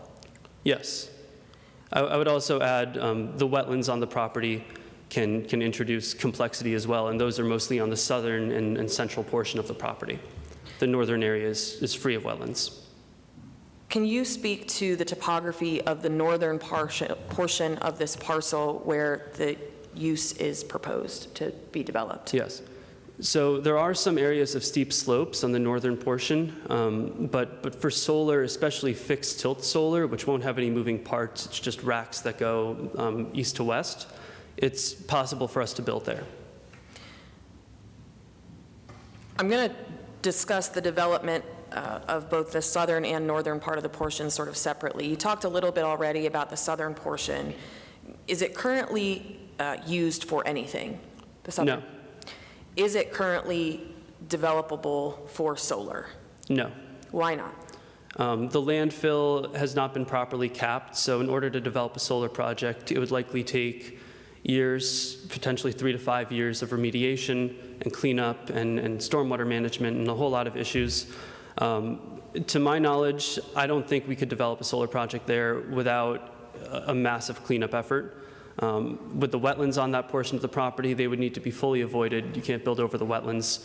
And with the slopes, developing a solar project or even homes would be very difficult. And so you talked about the slopes and developing homes. Are you referring to the southern or the northern portion of the property? Both, actually. Except on the northern portion, the slopes are more manageable for solar. Are they more manageable for residential homes? I don't think they would be.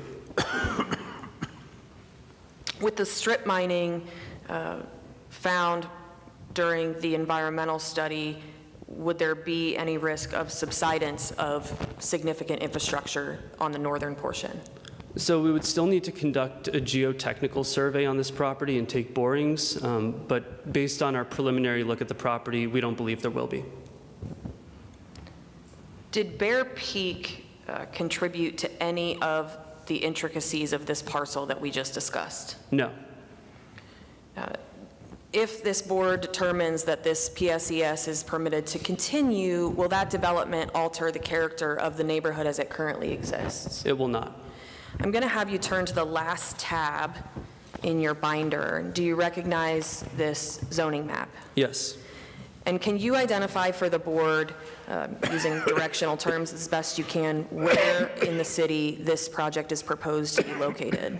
The property is at just about the very top of the zoning map. It says, I believe that's conservation at the very top corner, and then right below that you see the split between HC and R10, and that's exactly where our project is. And can you comment a little bit on the difference between the R10 portion at the northern part of the city as opposed to the R10 district at the northeastern corner or southwestern or south central, west central part of this zoning map? So the area where we've proposed our project is a very large parcel zoned R10. Compared to the ones that our attorney was referring to, those other properties are subdivided, small rectangular blocks with easy site access. Is there much infrastructure, specifically roadway infrastructure, surrounding the parcel where this project is proposed? There's not.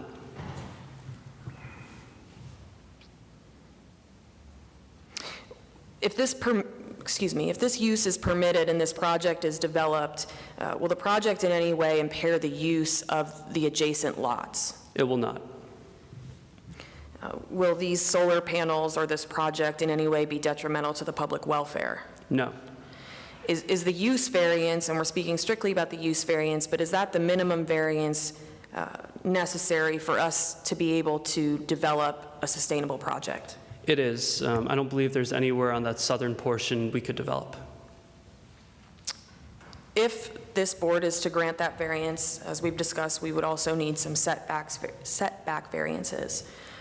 Do the same characteristics of the property that we discussed in terms of the topography, the wetlands, the former landfill, et cetera, also give rise to the need for some setback variances?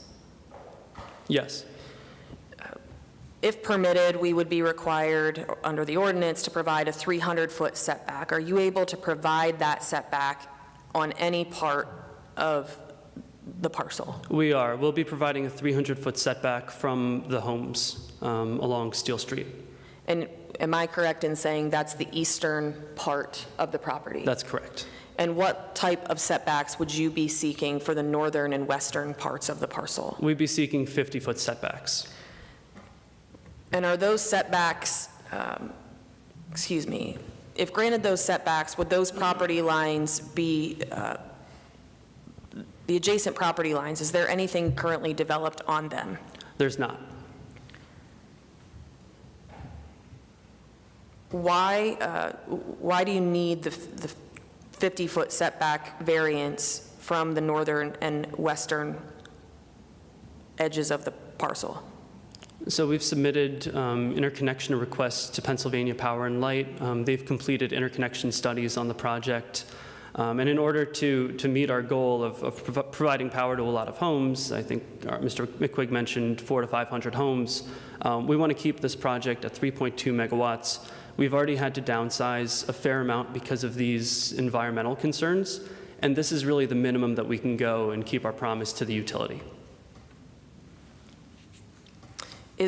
Are the two 50-foot setback requests for the northern and western portions of the property the minimum setbacks that you could be granted and still develop the property, or the project, I'm sorry? It is, yes.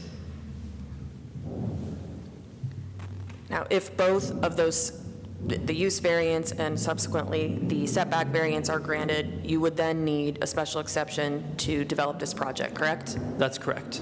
And if those variances were granted and the requirements for solar systems in the HC district were applied, is Bear Peak willing and able to meet the requirements for PSES systems set forth in their ordinance? Yes. In addition to that, is Bear Peak planning on, if this project is to be developed, doing the cleanup of the debris around the northern portion of the property? Yes. Is there anything the board wishes to ask Mr. Katz? Yeah, I have a couple. What's the closest, you're saying 300 away from the nearest residential? Yes, and to clarify, it's 300 feet from the residential property line, not the homes themselves. So it'll be a larger setback to the homes, and it'll be along that eastern property line, and then the other ones we're proposing the 50 feet. Right, and there's no development there at all? None. Probably can't be, as we know. There's a building associated with this, I take it, where send the power into and then transmit out? So the power is going to be going directly onto a PPL distribution line. The line is actually towards the southern end of the parcel along Morgan Highway. So we'll need a line that connects the project on the northern portion to the southern portion to that PPL line. So there will be no structures built at all? No structures. And these are permanent, like they're stationary, so they don't move, so there's no motor turning? Exactly, no moving like that. How far down do you have to dig to put these in? That would probably be a better question for Mr. McQuigg. He's our civil engineer. Yeah. Do you want to take that? We'll have to, I can't give you a firm answer because it depends on the geotechnical studies, but from doing a lot of work across the state in this area specifically, it's usually 3 to 5 feet pole in the ground. So they stand on poles, I take it 4 poles per panel, whatever? Correct, yep. And what do you do with underneath? Is there grass lands that's planted to try to minimize runoff that's going to come down that hill? Yeah, a big part of what we see people do wrong is not stabilizing the land and making sure that there's landscaping so there's not erosion, sedimentation, and rutting. So yeah, stabilization and grass. Now that whole thing is on a slope. Is there any kind of retention pond that's added to the bottom in case there is a runoff problem? Yep, there would likely be multiple small detention ponds on the southwest sides of the site, following the DEP and SALDO requirements. Okay. And there'll be one access road to the whole project? And where's that going to be coming in from? Yes, one access road, and that'll come off Steel Street. Okay. There's a little sliver of the property that comes down to that road, and that'll be where the access is. Okay. I'm sure we're going to hear some concerns coming up soon. Good question. Yeah. Who's going to use this electricity? It'll be going to all PPL customers. All PPL customers? Mm-hmm. Maybe talk about once energy enters the grid. Yeah. It's a little harder to track than like an oil pipeline, obviously. Once energy enters the grid, it just... Goes into a grid and distributed. I'm not an engineer. They're smarter than me. Yeah, it'll be adding capacity to the grid as a whole, and then it just gets distributed out. And what's if you get approval, if you got approval tonight and you go before the Planning Commission and everything, and everything's approved, what's the timeline to start and before it starts generating? It's a little hard to answer because that depends on the utility upgrade timelines. They'll need to actually construct the point of interconnection on our facility. They'll need to do their investigations. They'll need to look into our equipment. And then at the end of that process, which could be anywhere from 12 months to 18 months, then we'll be able to start building the facility. So realistically, it could be 2026 to early 2027 once it's in operation. The panels, and I'm not sure who can answer this question. What's the lifespan of these panels? So I will need to confirm on the panel sheet, unless I believe they're 25 years or around that point. They usually last a while. Do you have anything else to add? Yeah, it's a 25 to 30-year warranty on the panels, so that's more than the full lifetime of the project. And what happens, who's responsible at that point there to decommission that? Bear Peak Power is responsible with the bond and following the PSE requirements in the ordinance. Yeah, it's done in the 12-month period at the very maximum.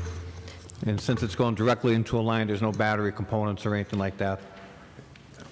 Yeah, there won't be any batteries. Good, good.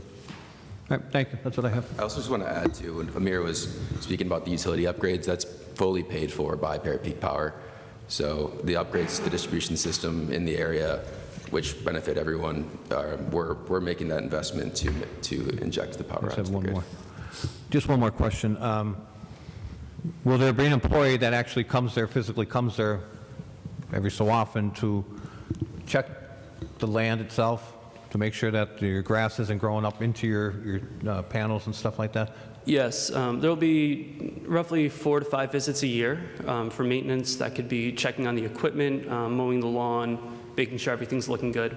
But there's not going to be anyone permanently stationed on site. And is it this project completely fenced in? Yes. Okay. With a 8-foot fence, I believe that's what's in the ordinance. Okay. Thank you. Yep. Will it be visible to the neighbors that live there? So I've been on the site. I've walked around. I don't believe it will be particularly visible. From 300 feet away, you're on a hill. You're sort of looking down towards the tops of the houses. That said, there are trees there, and from that distance, I don't believe that there will be visibility issues. I'm sure this is not your first project, as you said, and I'm sure you come across a lot of neighbor complaints. Did you guys try to talk to the neighbors before this meeting, or let them know what you're trying to do? So I guess for a little bit of context, we were looking to permit this project last year, and we had been in talks with Abraham and the zoning office to try to put a community meeting on the schedule. At that point, we identified all the environmental concerns from our phase 1 and geophysical. So we sort of had to put the project on hold until we could wrap up all of that. And that was a huge undertaking. Most solar projects don't have landfills on them. Most of them don't have the wetlands and topo that we would see here. But it is still a viable piece of property. So we came back, revisited it, went through the interconnection process. And then once we got our environmental work back, we needed to go through permitting. So for this round of coming through and coming before you, we were not able to reach out. I think it would have been huge, I think because you're going to see, I'm sure, a lot of people come up now and complain, I think it would have been to your benefit to have that before this meeting. Yeah, all I'll say now is we're open to answer any questions and hear what people have to say. Thank you. Bring them up, Jim. I'm just going to make one comment on Mr. Gattens. In our ordinance 5.17 D12, it talks about decommissioning when the project's over.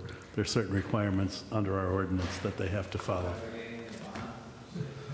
Again, this is whatever the city requires under the ordinance. That decommission does require I assumed it did, but That was a concern we had with the one on Kaiser Avenue that time, because there were batteries involved in it and everything like that. That if, just say this company went under or whatever, or it became not viable and they walked away, who was responsible at that time? So if it's held by bond and everything, then the city and the taxpayers are covered, so that's good. If I may, under tab 2, the project narrative, the second to last page, we set forth, in accordance with your ordinance, our plan for bonding that and maintaining that bond. Good, thank you, appreciate it. Before I ask for any other testimony, we'll take a 3-minute break.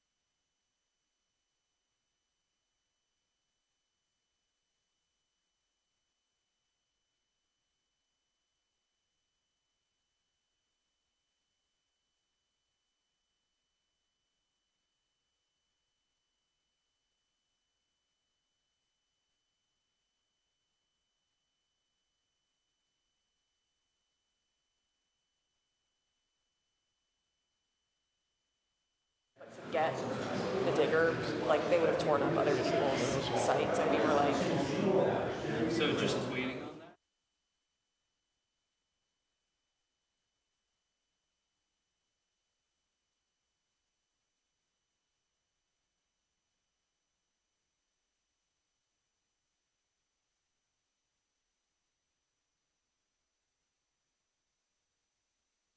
we had like a 6-inch snowstorm.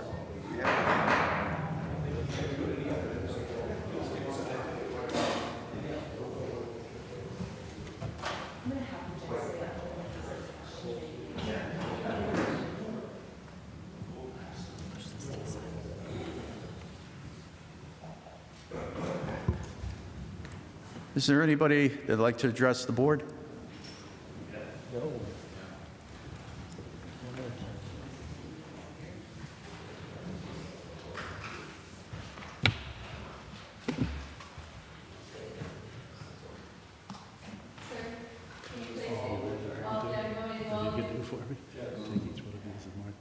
Do you solemnly swear or affirm that the testimony you will give today will be the truth, the whole truth, and nothing but the truth? Yes. I just ask that you all just state your name for the record before you speak, so I can just write it down. Jeremy Cerebro, 1353 Pike Street. Can you spell your last name for me? S as in Sam, R-E, B as in boy, R-O. Now, my family, in one form or another, has lived at the end of Pike Street since 1917. I don't have a fancy degree, but what I do know is the history of the area, and that in the original owner of the landfill was the Lavco Incorporated, and if any of you are old enough to remember the landfill, that gentleman went to prison for dumping toxic waste down the mine shafts there. Now, it only took me a few seconds to find maps of the area showing the original strip mine. I don't know if you guys want this up close so you can take a better look. It shows the borders of the strip mine, and actually also the borders of where it was filled in this landfill afterwards. Below that landfill happens to also be this series of mine shafts, and that is where all that toxic waste was dumped. Now on this mine shaft, you'll see where it says mine opening. DEP filled that in about 10 years ago out of concerns of the toxic waste runoff coming out through that and flowing down to the houses where we're at. If they're going to do any kind of digging up there now, like I said, I don't have a fancy degree, but I do operate in excavating. I know what happens when you disrupt ground. I know what happens when you hit all the different toxic chemicals that are in the ground. You don't. DEP gets involved. So with this map, you'll see the railroad tracks here, that mine opening. This would be where the series of houses are along Pike Street, and this would be Pike Street, this would be Steel Street coming up and around. So this whole series along here is up in the woods. Now, on this map, where they're talking about making their entrance off of Pike and Steel, this would be the only way to gain access. That is the overflow that comes off of the old landfill.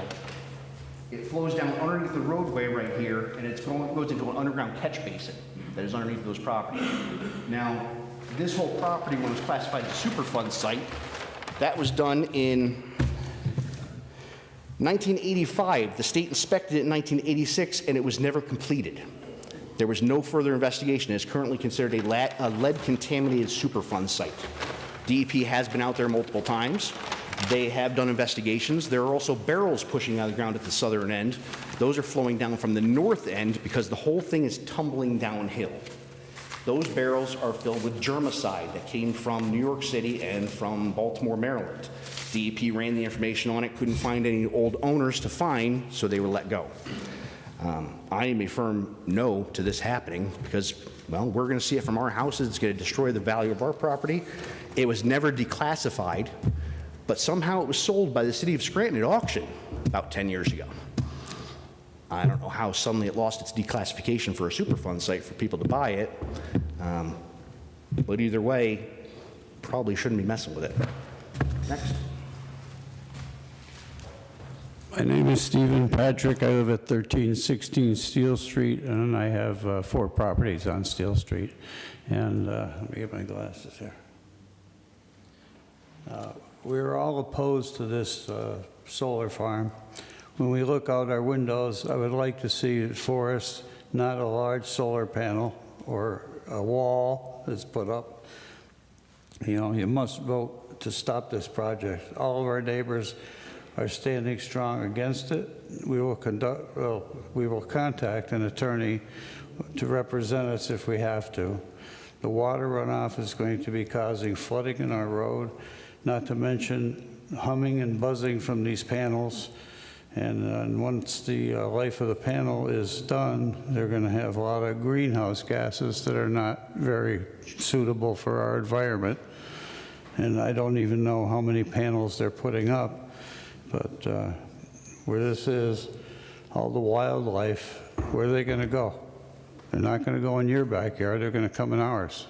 And they're already starting to come down from the wooded area that Bob Fiegelman has cut down 9 or 10 acres of trees. All right, you will also be degrading our property values. So think carefully before you act.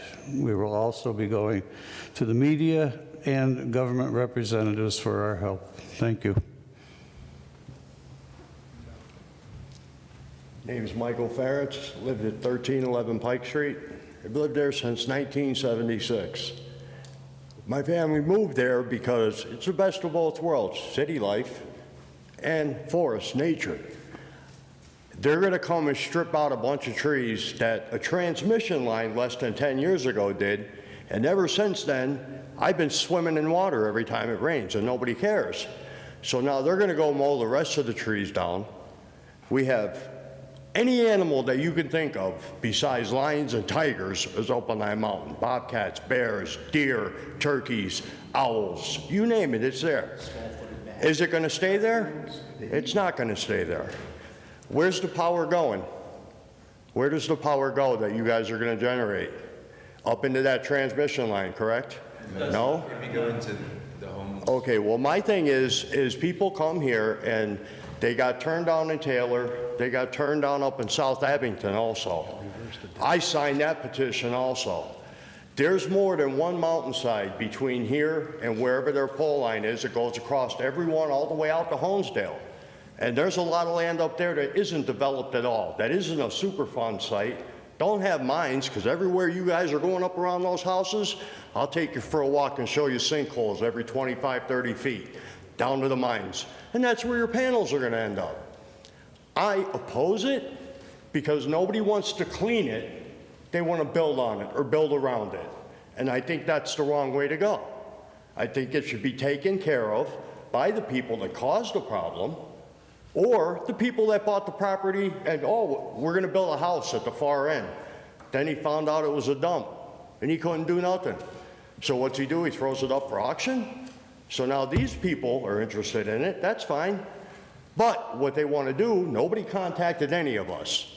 That's not the way you do business, is it? Because if it is, I oppose it right from the get-go, start to finish. They will not get me to admit to anything. It's crazy, it's out of their mind. Go out Bell Mountain, it's a steeper mountain. You could put more, costs more money because it's steeper. There's rock there. This isn't rock. It's all sediment, garbage, and mines and dumps. And no, why? Well, what's anybody going to gain from it? Them? We're not. We're all going to lose out. I've lost enough. I don't need to lose no more. Thank you for your time. My name is Paul Mundy, spelled M-U-N-D-Y. I live at 1320 Steel Street. My grandfather built the house in '65. I was born in '69. I've been there ever since. I extremely oppose this project. First of all, the only way in is one road, Pike Street, which it's not a very good road in the first place.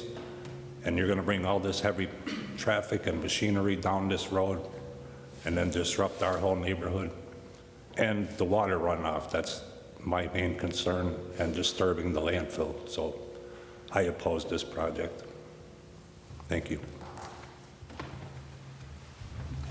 Good evening.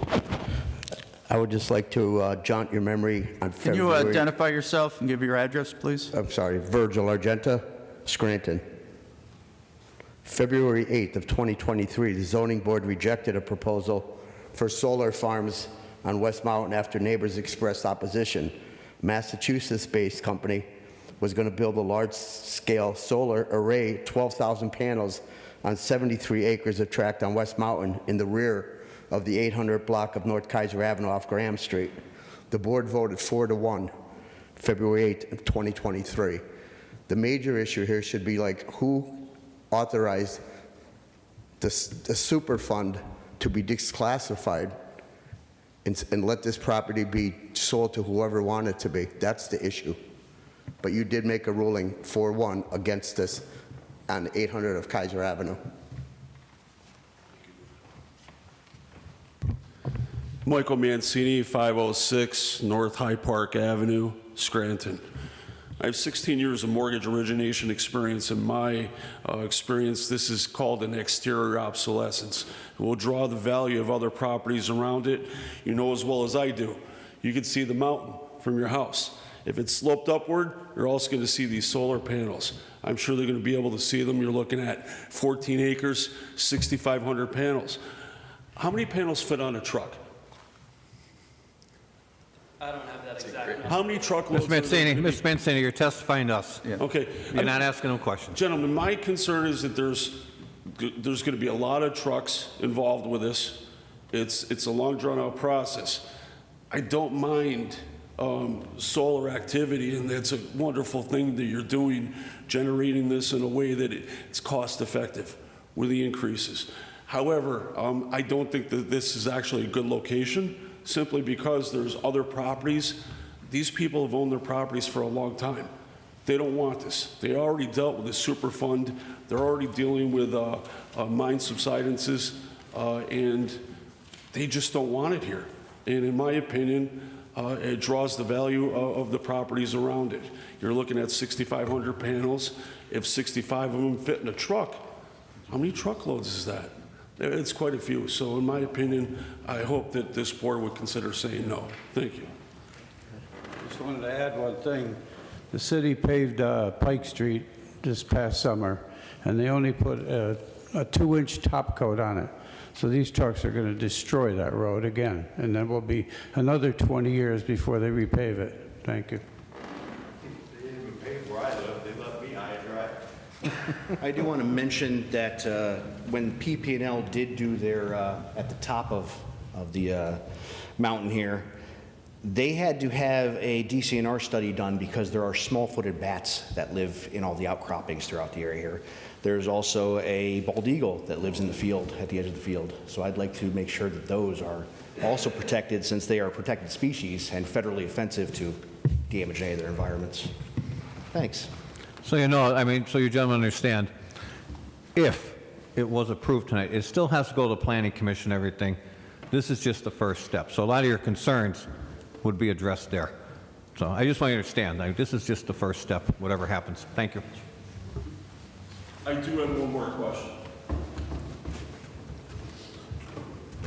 Another concern of mine is when they go to connect into the wires, do they need an easement to go through another property to connect in to draw through PP&L?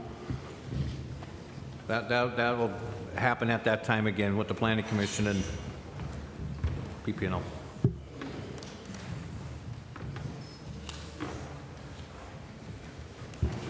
Okay, if you'd like to respond to any of the questions.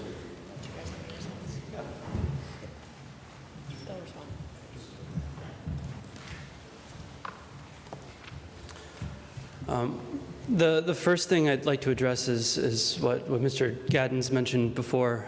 Most of these issues around stormwater, water retention, runoff, those will all be addressed in detailed stormwater plans for the Planning Commission. A few other points that I just want to respond to around interconnection. The project is connected to a distribution circuit. A good way to think of this is the wires that go across wooden poles that take power to homes. It's not going to be on a transmission circuit. It's not going to be like offloading power to another city.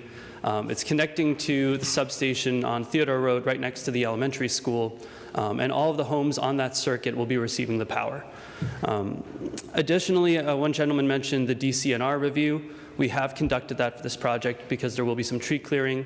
The survey, which we can definitely provide that as a supplement or as a condition, it found that there won't be any impacted species as a result of the tree clearing. However, there is a mitigation impact required, which is we cannot clear trees between, I believe it's May and August. Any other time, the tree clearing is permitted. Of course, since we are clearing trees, we would be doing a separate threatened and endangered species survey to look for anything that the DCNR review might have missed, just to be extra thorough. I think that's all I have to respond to. Yeah, just a couple more follow-up points to respond. And thank you for all of your testimony. That's valuable. And a big part of our next step is going to be community engagement and the Q&A. I think Amir already responded, just the uniqueness of the situation of switching gears. That would typically be our first step one, but because of the significant environmental concerns, we didn't know if this project was even going to happen until recently. We got the geophysical, the phase one, all of the work completed and found a path forward. But anyway, for the karst and previous historical mining on the site, that's very typical in this part of the state. We have the coal mining maps. The rule of thumb generally from our geotechnical engineers is solar panels are safe, they're insurable. It's not an issue as long as, don't quote me, but I believe it's like more than 40 feet in depth. And if not, there's like extra footings and measures you can do from a design standpoint to make sure that there's not settlement. But what's not allowed is the detention and foundations and like heavy equipment. Obviously, that would be dangerous. And then the environmental concerns are totally valid, and that's part of what we've been putting a lot of effort into, and we want to make sure it's done properly. And then Amir can kind of talk about the southern portion a little bit more if you want. Yeah, so I forget exactly who it was who mentioned, but the dumping that had taken place on the property with the barrels, we actually detailed that in the phase one report. So our consultant found that, pulled a detailed history of that case, the conviction of the man who went to prison for the dumping. I do want to say I'm not entirely sure if the chemicals were dumped on that property. It was my understanding that the chemicals were dumped on a different property. We can continue looking into that. We're still running tests on the property. But from our environmental consultant, what they've recommended is that if we delineate the landfill and we find that the extent of it is not within our project area, building there wouldn't necessarily have a negative impact on the landfill as a whole or the surrounding properties. And to take this to, I guess, a broader place around property values, we've seen reports done by appraisers. We would be happy to do one in this case. We've sometimes done that as a condition to have them analyze the area, put together a report, and see what would happen to property values. In my experience, I've never seen it negatively affect property values, having a solar project nearby, let alone a solar project 300 feet away from the property lines. I think the last thing I want to mention is we should have proceeded with a community meeting before this. The environmental issues got out of hand, but normally there would be some sort of landowner engagement for the people around the property. So one thing that we have done in the past when we haven't been able to do that before is have a condition with our approval to meet with residents. We could rent out a space either in City Hall or at the library, have people come in, answer questions, take input that we'll need for the SALDO process. Because again, at this point, we haven't finalized the design, we haven't put together our stormwater plans. So we're still happy to take input. If anyone knows, I mean, of course, everyone here has lived in the area more than me. I've never lived here. So we're happy to take input. We want to know what people think. I'm sure we'd be okay with that, but I don't think we would vote on that before the meeting. So you wouldn't vote on, say that again? I think you would have to have that meeting before we vote. Okay. That does sound reasonable. Meet with the neighbors first, because we heard a lot of concerns, and just looking at the maps, it's not your property, but there's a large junkyard, then a large landfill. Now we're hearing mines, chemical dumping, barrels of chemicals. It might be a good idea to talk to the neighbors that have lived there 30, 40, 50 years to get their ideas, their views, and maybe you could tweak your project. Maybe they'd persuade you to go somewhere else. Yeah, You know, I definitely... It'd be worth sitting down with them. Or have the neighbors as well, maybe there's something you could offer them that's going to appease them and make them feel better about it. And I'm going to write off what Shawn and Mr. McDermott said. From sitting here for so many years, we always ask that question, did you talk to the neighbors? And when the answer is yes, the case goes through a lot smoother, because details like this are ironed out. I mean, they're homeowners there, some of them all their life, and they value their property. And now a major change is coming in. When we have a case like tonight where that didn't happen, this is what you get. They're upset, and they're trying to protect their property. I suggest you table this for a month, come back next month for a vote, meet with these fine people, and see what you can work out. I don't know if there's a neighborhood association over there, maybe that could... Maybe they could go to the Kaiser Valley Community Center. But I'm asking the neighbors the same thing that we said with the school for the deaf and up on Trail 7 when they were putting the drug area. Be reasonable. A peaceful meeting. Yeah. All right? A peaceful meeting. I mean, if they're going to take their time and want to be forthright with you and everything, we need to show courtesy back and forth on this. And then come back with your concerns. Let me finish. I see your hand. Let me finish. Come back with your concerns, what you worked out and everything, and hopefully then we can come to a vote that makes everybody happy. Or some people not happy, and you know, whatever the vote turns out to be. Are you guys good with that? What's the chance, I've got to ask, what's the chances of a fire occurring? How about you answer the question I just asked you? Are you okay with Let's talk about us sitting tabling down this and and you guys talking. meet with them? No. No? No. Okay. Then we'll vote tonight.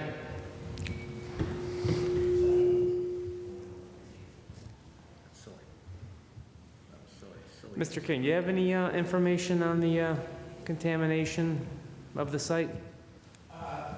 No more than they would have. We met with them a couple of months ago. I mean, they've done their own investigations. They told me more than we have in our files about that. I said, you know, 40 years I've been with this city, and 40 years people have been looking to develop this property, and this is the first real development that's come along. Once people find out it's a Superfund site, usually what happens, you know, they said auction, it gets sold for back taxes. I think 3 or 4 times, I believe it's been sold for back taxes. Somebody buys it, they realize what they bought, they can't do anything with it. Let it go. They abandon it and walk away from it. If I may, I would also just quickly add that a lot of the information that we gained, that we presented to Mr. King, came directly from the DEP into our Phase 1 report. And if we are approved and we continue with the surveys and building permits, saldo and all that, they would still need to be very looped in on the process, even if we're not building directly on top of the landfill. With the status of the property as it is and with the potential contamination, they will be involved most likely throughout, potentially even during operation. So they'll need to be very much involved as we move forward. Anything else, guys?